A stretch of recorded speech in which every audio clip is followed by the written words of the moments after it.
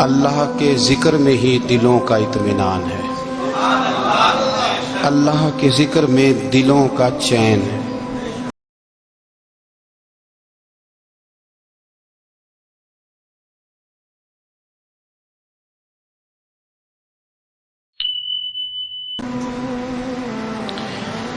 لوگ بہت سارا مال، بہت ساری دولت، بہت ساری عقل اور بہت سارا شعور ہونے کے باوجود بے سکون ہیں۔ جس چیز نے زمانے کو تکلیف میں مبتلا کر دیا ہے اور جو چیز ڈھونڈنے سے نہیں ملتی وہ اطمینان ہے، وہ قرار ہے۔ لوگ بھیک مانگتے ہیں، منت کرتے ہیں، دہائی دیتے ہیں کہ کہیں سے سکون کی دولت مل جائے، لیکن وہ میسر نہیں آ رہی۔ بڑے بڑے لوگ ہیں،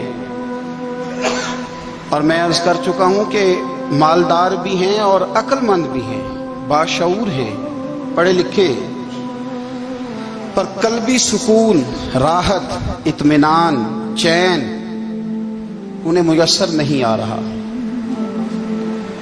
راتیں جاگ کر گزر جاتی ہیں، دن آزمائش میں بیت جاتا ہے۔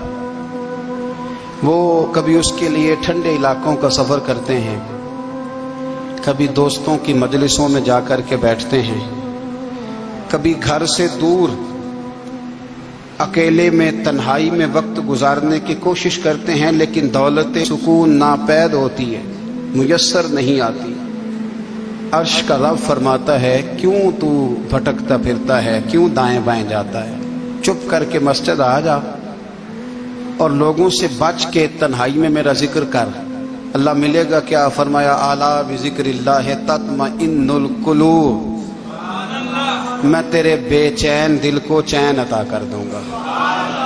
وہ تیرا تڑپتا اور پھڑکتا ہوا مزاج، اسے میں سکون کی دولت دوں گا۔ یہ تجھے کہیں اور نہیں ملے گا، یہ میری یاد میں ملے گا۔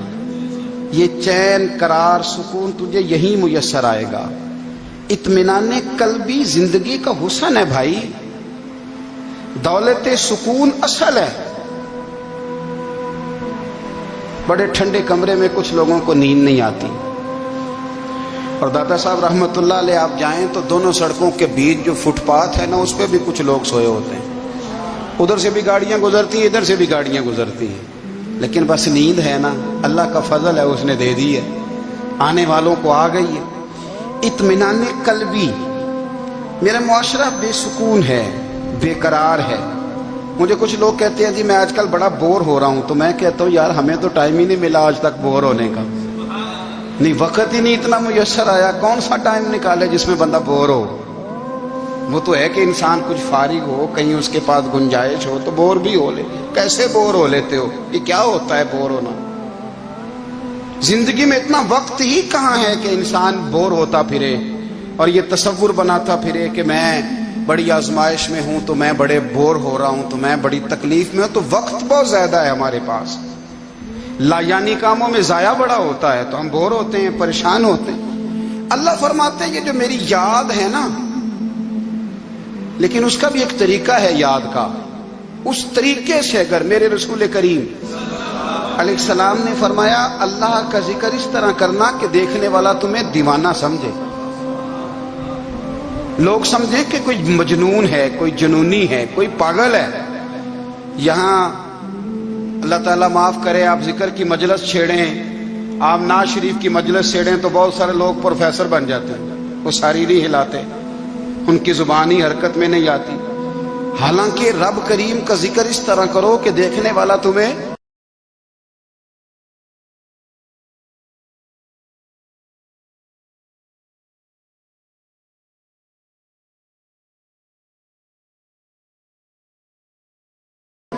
دیوانہ سمجھے، کہیں اور کھونے کی ضرورت ہی نہیں۔